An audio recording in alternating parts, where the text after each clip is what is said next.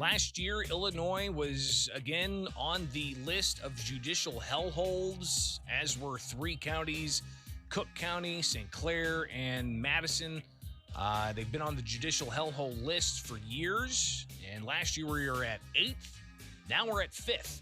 This is a report coming from the American Tort Reform Association, and joining us is Tiger Joyce. He leads that group. And to tell us about what's going on here with the Illinois status on that judicial hellhole list, here on the WMAY Morning News Feed, I'm Greg Bishop. Tiger, thanks for taking time with us this morning. Tell us why this list is important. Well, thanks, Greg. Thanks for having me on. We think the list is important simply because it represents where the most profound problems with civil litigation take place around the country. These are the places where the lawyers who bring lawsuits, they look to go. They flock literally to these different jurisdictions. And they are, in many instances, taking advantage of what they think are correctly perceive are problems or imbalances in the system. But I think for the average person listening to this, the average person in Illinois should care because the excesses of litigation, it's not just an issue for lawyers and judges. I happen to be a lawyer. It really does affect everybody. We've cite a study in our report by an economics firm, John Dunham and Associates, that there's a direct correlation to the economy of the state. The Dunham firm estimates, based on their analysis of the lack of a balanced system, it costs the average Illinois resident over $1,000.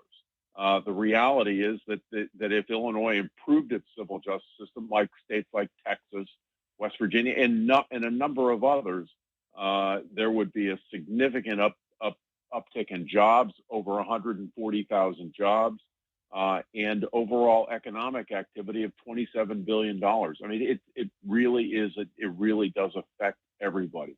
You don't have to have gone to law school or take the bar exam to understand that these are important issues and the imbalance that we see and a major part of the problem in Illinois, as our report outlines, is just the lack of improvement. There have been expansions of liability on, what we call sort of no injury cases dealing with data privacy, which again may not think that that's something that affects each of us and each of you individually. But when you have a state system that doesn't even require that you demonstrate an economic or physical injury, which is generally the requirement to recover in a civil case, you've got problems. Well, Tiger, we've got a case concerning the Biometric Information Privacy Act that I know potentially tens of thousands of Illinoisans filed to be part of this class, and it deals with Facebook, and they're set to get $400+ each. Now, of course, that's still working through the courts, but that's just one of dozens of Biometric Information Privacy Act lawsuits that have been brought in Illinois, something highlighted in your report. But I want to just share with you, I talked with Republican State Representative Dan Ugaste, and he hadn't seen the report, but he said businesses do look at these types of things when they're looking to invest or hire in a state like Illinois. And as the people continue to leave and our population declines, I hope the message gets through quickly that we're not running the state the way we need to. We need to make changes so that people and businesses locate here, not leave. Now, Illinois has ongoing outbound migration. We are one of 3 states that lost population. Ugaste is in the Republican minority. The House and Senate are dominated by Democrats. And you also have the Illinois Trial Lawyers Association that pushed back on your report, saying that it's big money interests, it's corporate interests, and it's wanting to put business ahead of victims' rights.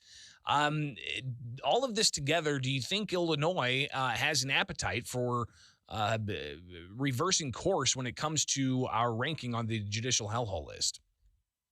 Well, that's really up to the leadership in the state. And, the plaintiff's bar, of course, is always looking to expand liability. It's looking to find new opportunities to sue. One of the so-called BIPA statutes that you mentioned that's in our report is a perfect example because it doesn't require proof of injury.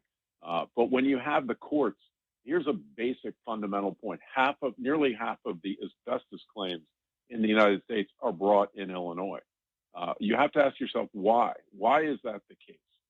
Why is Illinois a magnet for lawsuits that don't even involve the citizens uh, of, of the state, much less the local communities? I mean, it's pretty If you incredible. have Some of the other reporting out there shows just how many, like, and don't quote me on this, but it was like 60% of cases in it was either St. Clair or Madison County were out of state people filing I, in would a I would in-state court. I would think it would be at least that, if not more. I know we're talking about Illinois, but another jurisdiction which is on our in our report is the Court of Common Pleas in Philadelphia, which, as is the case with Illinois and asbestos cases, it has become a prime venue for pharmaceutical cases. And over 80% of the claimants in these pharmaceutical cases not only are not from Philadelphia, they're not even from Pennsylvania. So back to the basic point, the courts exist to serve the interests of those communities. And when you hear these data, when you hear these how these courts are being opened to so many cases that really aren't central to that community. If you're a local small business person or an individual who has a claim, good luck getting on that docket when you attract in all these other matters. And so I would say to our friends on the trial bar, let's focus on making the courts available and efficient and operating in a manner that serves the interest of the local community. The talking points, I think you cited the data. The reality is that if you have a civil justice system, along with other important factors, are you going to attract businesses? Are you going to be able to attract a vibrant economy? And I think it's pretty clear that when you look to attract litigation as an industry, there's a significant downside to that.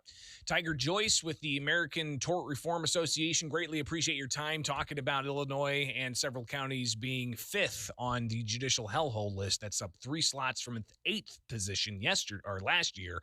So I appreciate it. We'll look forward to next year's report to see if we improve it all here in the state of Illinois. Appreciate it.